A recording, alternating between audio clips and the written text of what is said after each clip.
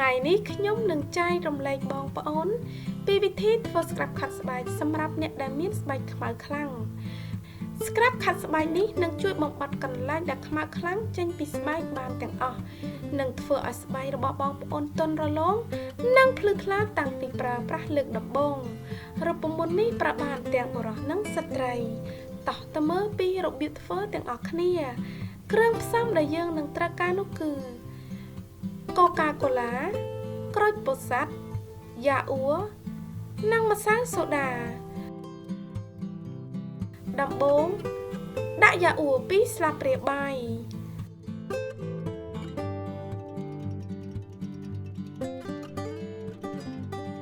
រួចហើយដាក់កូកាកូឡាចំនួន3ស្លាបព្រាបាយ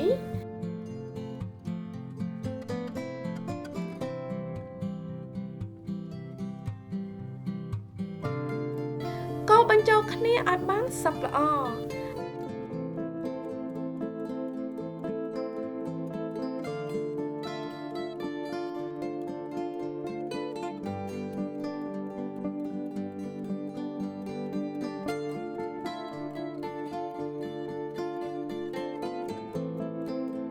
បន្ទាប់ពីកូរឲ្យសព្វរួចរាល់ហើយ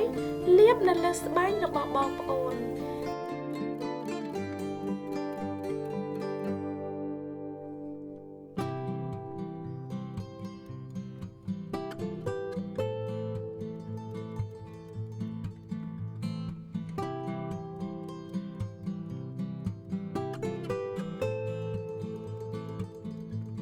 យកចំណិតក្រូចពោធិ៍សាត់ជ្រលក់ចូលទៅក្នុងម្សៅសូដា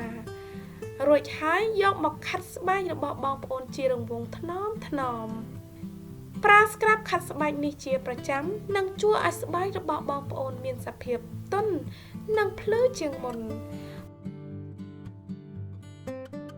បន្ទាប់ពីខាត់រួចរាល់ហើយទុកចោលរយៈពេល10ទៅ15នាទីបន្ទាប់មកលាងជម្រះចេញជាមួយទឹកធម្មតាលាបឡេឬក្រែមផ្ដោតសំណើមដែលបងប្អូនមានប្រើរូបមន្តនេះ2ទៅ3ដងក្នុងមួយសប្តាហ៍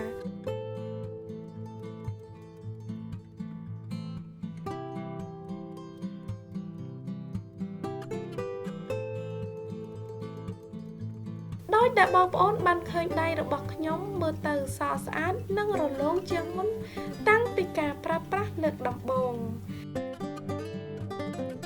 សូមឲ្យវីដេអូនេះមានអត្ថប្រយោជន៍សម្រាប់បងប្អូន